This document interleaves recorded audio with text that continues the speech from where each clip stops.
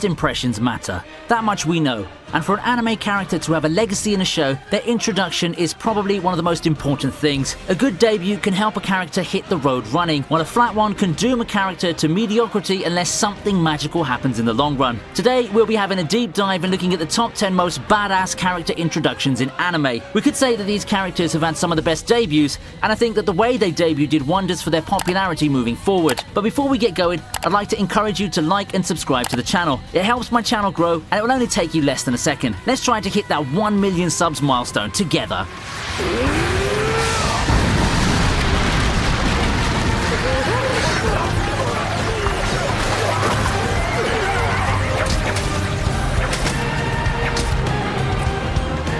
For those of you who love Japanese history, the name Hideyoshi should ring lots of bells. One of the most legendary figures in the Sengoku era, just a tier below Nobunaga, deserves nothing less than a grand debut. Thankfully, Sengoku Basara gives him just that. This is one of the surprisingly badass introductions in anime. Standing atop a hill with practically no one else but himself, he bravely stares down armies out for blood. Then the arrows come, and he reflects them with nothing but his outstretched fists. Yep, that just happens, and it's a surreal sight to see. What an introduction. Hideyoshi is the only person who doesn't use a single weapon. All he needs are his fists and strength, and in the war-torn era of armies and military, you don't get any more badass than that.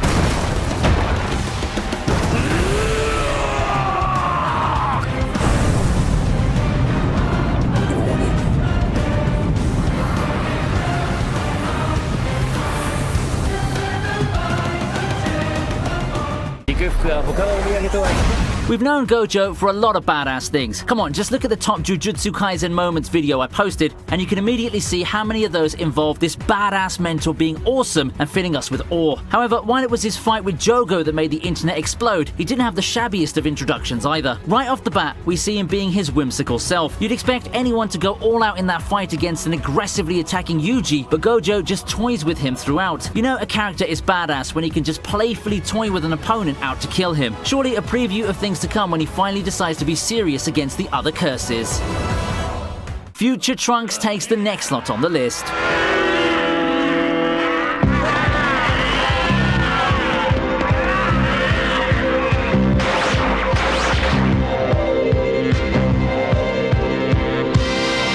Character from the future coming back to change the past storyline's been done a lot in anime already. However, among such instances, few characters could come back and make an impact as big as Future Trunks did. Future Trunks arrives to warn the good guys about the looming bad future featuring the androids, and he comes face to face with Frieza and King Cold. Remember Frieza? Remember how much trouble he gave the good guys? This must mean there's an epic battle ahead. Well, not really. If you need any further proof of shonen power creep, this moment is a good example, as Future Trunks handily dispatches both Frieza and King Cold. This does get the Z Fighters' attention, and we can finally move on to the meat of the arc. A great way to build Future Trunks up as a fighter, but it's also amusing how quickly Frieza got turned into fodder in this story.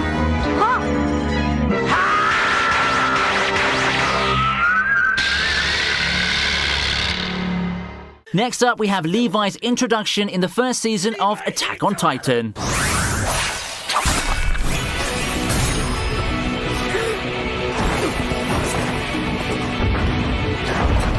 With how many highlights Levi has, it can be easy to forget where it all began. So here, let me give you a refresher course on the epic introduction that he had way back. Like a blade that rends despair, Levi comes in from the sides and showcases some top-tier Titan-slaying action, the first of many that he'd commit to in the series. I think that what makes this moment so cool is the music. It just works so well having it blare while he slowly analyzes and breaks down the invading Titans with his team. Hanji joins in on the party too, but we all know who the main star of the moment is now, don't we? Spinning through the air and finishing the last Titan with an air of cool ruthlessness, Levi shows us how you introduce humanity's strongest soldier.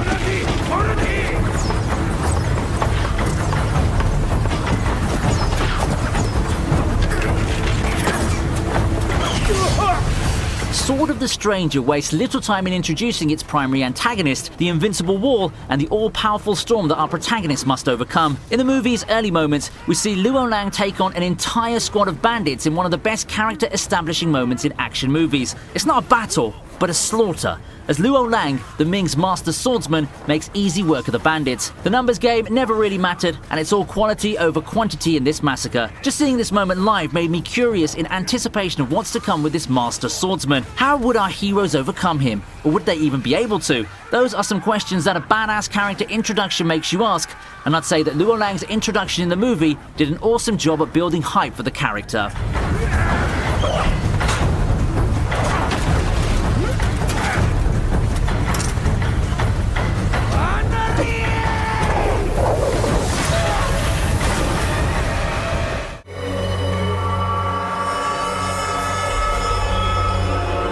We follow that with another villain appearance, this time by Utsuru. Just when you thought that the trouble had ended, a masked villain makes his unwelcome appearance. For the characters, what seemed at first to be masked Mook ended up dazzling all three of them with excellent swordsmanship and unparalleled power. A 3-on-1 should be fine for our heroes, right? Wrong. Masked Guy proceeds to easily defeat Nobume, Sogo, and Kagura, only being fended off with the arrival of Gintoki and only to reveal Shoyo's face. More questions pile on as Gintoki breaks down, setting the stage for the next arcs and adding even more intrigue to what's already been a very gripping story. You know Utsuru means business from this appearance alone. He'd then go on to establish himself as one of the most broken villains ever in anime.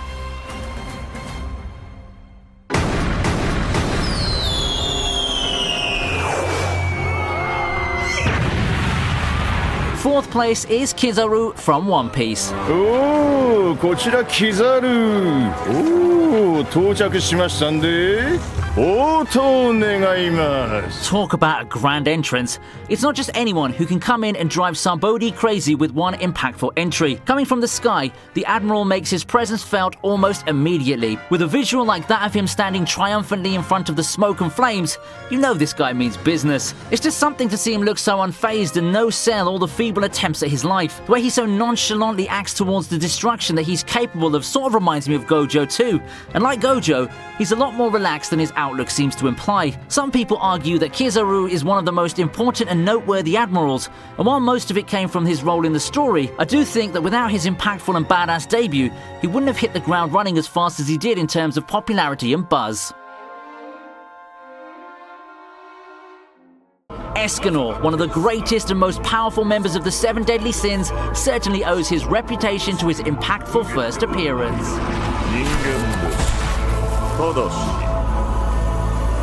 すべての種族の頂点に立つものでもある。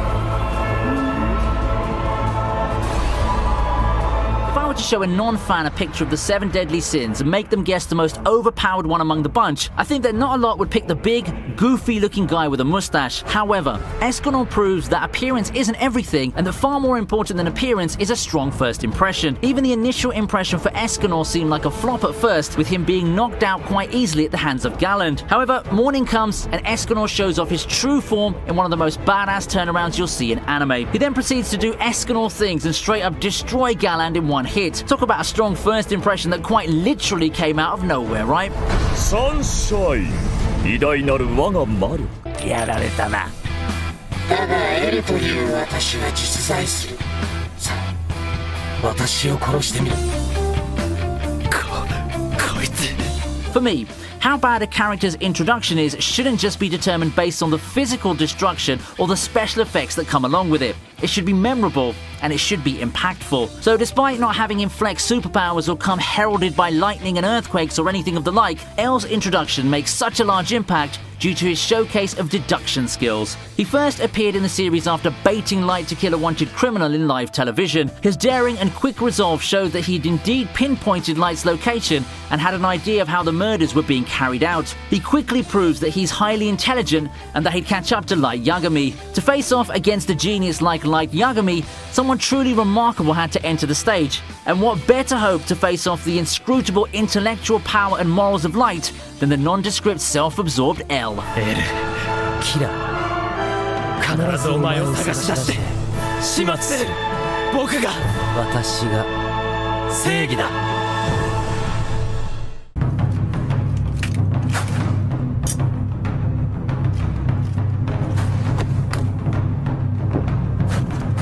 finally, we close with who else but Madara. Madara has been so tied with Naruto's lore ever since the story started taking a more serious turn. A legendary figure known to be responsible for so many of the things that shaped the world until now, and his power was a thing of legend. Now, at the climactic arc of the story, that power was about to be unleashed. Such was the hype surrounding Madara, a character who deserved to be the ultimate test, the ultimate villain in a story like Naruto. Considering the hype surrounding him and how relevant he is in the grand scheme of things, a glorious introduction is the least of the requirements, and Kishimoto simply hit a home run with his introduction. I know one-man army entrances are a dime a dozen in the world of anime, but seeing Madara live up to the hype was just a thing of beauty for me. And the good thing about this is that the momentum from such an amazing debut carried over into his subsequent battles, with him just being unstoppable. Heck, Madara himself became too powerful for his own good, so he had to be written out. さて2個目はどうする大野木 So what do you think? Any of those first appearances made a big first impression on you? I'm sure that some of you can't wait to share your thoughts on any character that I may have missed, so let's head over to the comment section and have a casual chat. If you enjoyed the content of the video, let me know by hitting the like button and sharing the video with your friends. Introduce ViniiTube to a friend today, and we can continue growing as a community. If you feel like helping the channel grow with monetary contributions, however, you can opt to drop by the channel's Patreon or being a channel member. Feel free to choose your pledge option, and each pledge matters in helping me bring in bigger and better content in the weeks to come. That about wraps it up. Thank you for watching, and I hope to see you again next time.